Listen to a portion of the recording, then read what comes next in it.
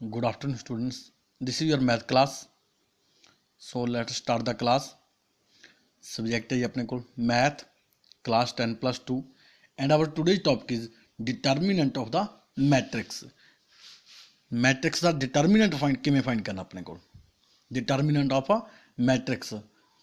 तो हर एक मैट्रिक्स होंगी अपने को. To each matrix square matrix होनी चाहिए ऑफ ऑर्डर एन दी है. There is associated number which is called determinant of a number.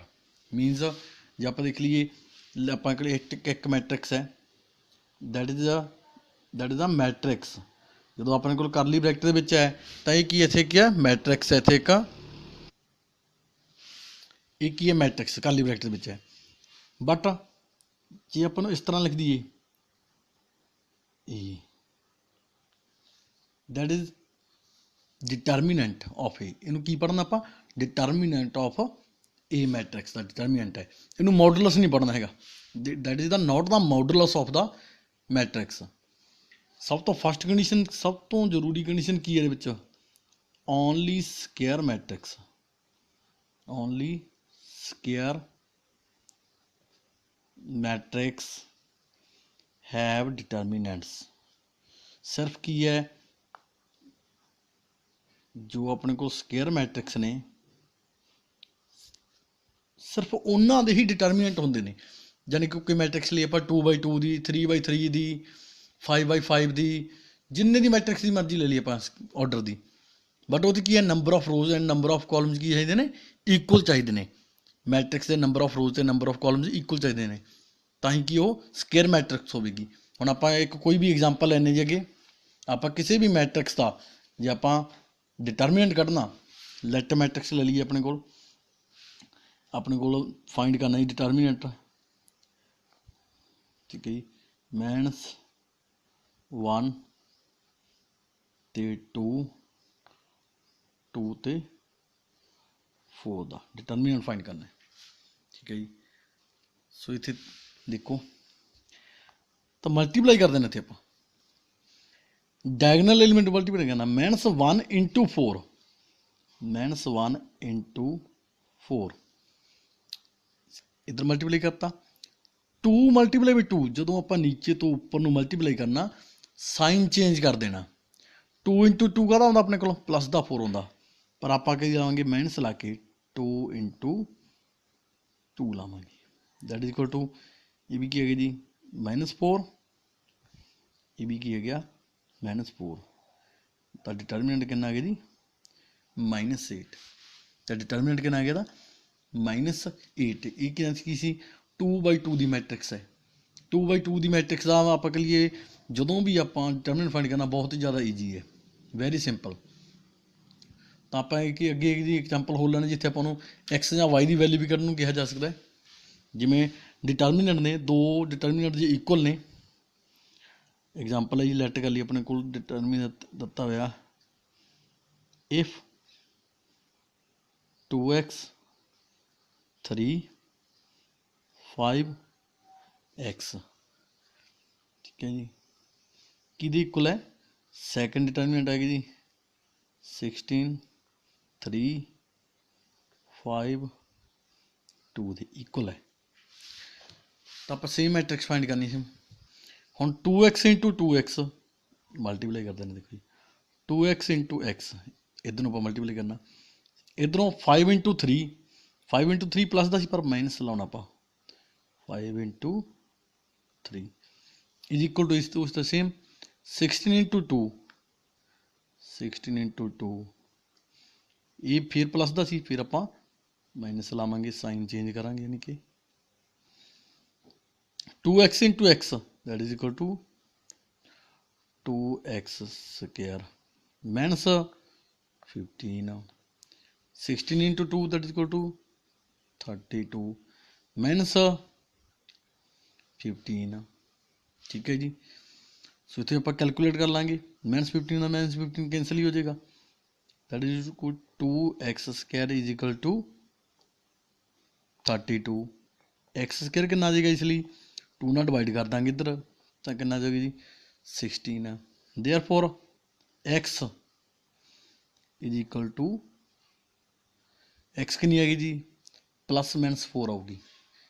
X की वैल्यू की होगी प्लस माइनस 4। बट आप की इत्थे बट पॉजिटिव वैल्यू ਆਪਾਂ ਨੂੰ ਇੱਥੇ ਪੁੱਛੀ ਗਈ ਸੀ ਪੋजिटिव वैल्यू, ਕੱਲੀ पॉजिटिव वैल्यू। सो देयरफॉर ਆਪਾਂ ਕੀ ਲੈਣੀ ਕੱਲਾ 4x की वैल्यू फाइंड कर देने इस तरह आप। ठीक है जी।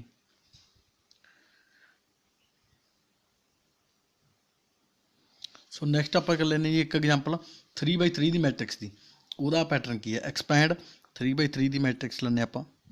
ठीक है जी, एलीमेंट ले लीजिए जी 3 - 5 एंड 4।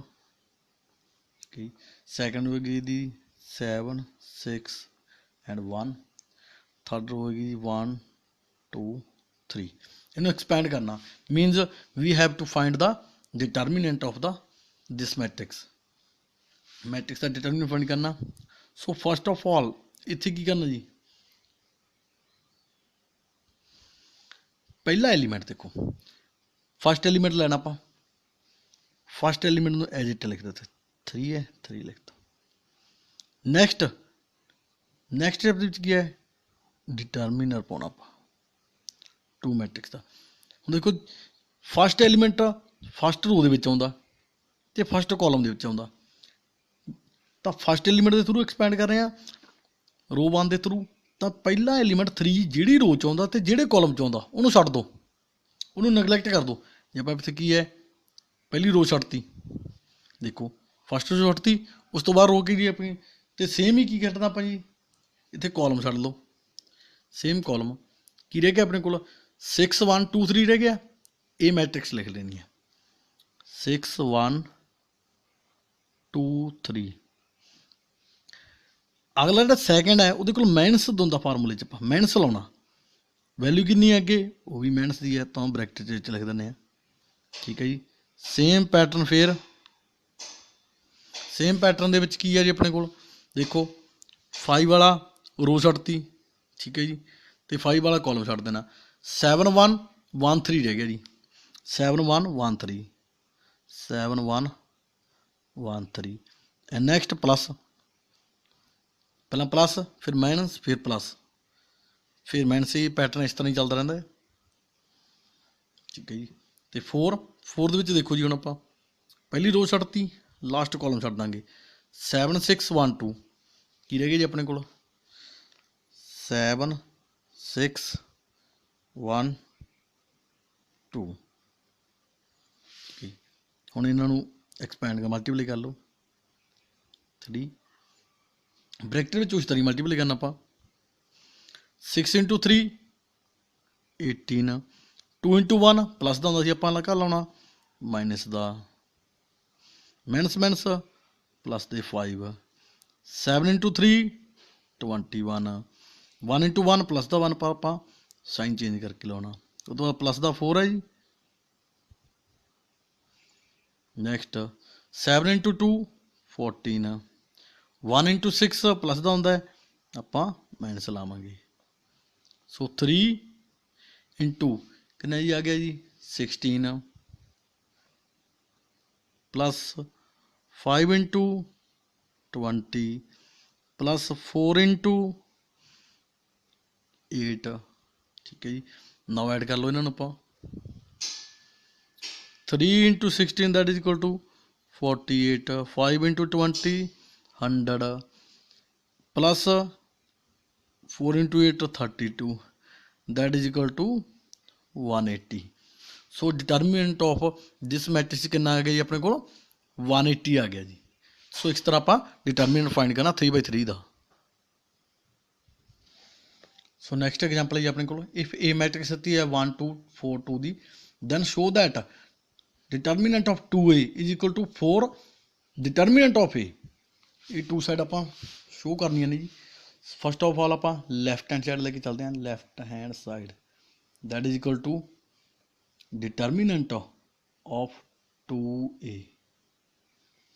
2a का डिटर्मिनेंट फाइंड करना सब तो पहले आप 2a मीनस पहला आप डिटर्मिनेंट करना जी, मल्टीप्लाई करना अंदर 2a की है जो अपने को आप पहला कला 2a फाइंड करिए 2a इट मीनस 2 ਨਾਲ ਮਲਟੀਪਲਾਈ ਕਰਦੀ ਹੈ ए ਨੂੰ 2 2 by 2 4 4 into 2 8 that is equal to that is 2a. now determinant of 2a ਇਹਦਾ determinant find ਕਰ ਦਾਂਗੇ ਆਪਾਂ 2 4 8 4 determinant ਕਰ ਲਓ ਜੀ ਇਹਦਾ 4 into 2 8 प्लस का बना देता भाजी 8 into 4 32 माइनस का लाओगे ठीक है जी दैट इज इक्वल टू -24 ये नंबर 1 दे दो जी ठीक है।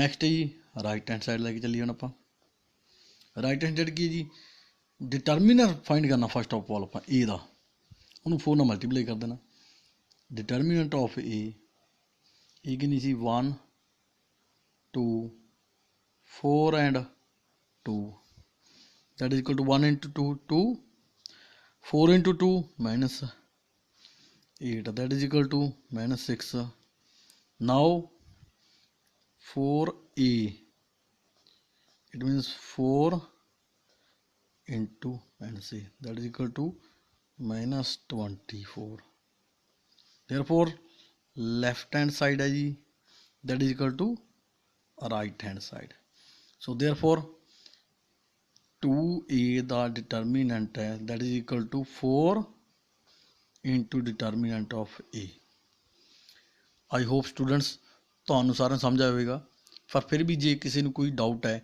ਤਾਂ ਮੈਨੂੰ ਕਾਲ ਜਾਂ ਮੈਸੇਜ ਕਰ ਸਕਦਾ within 1 year within 1 hour thanks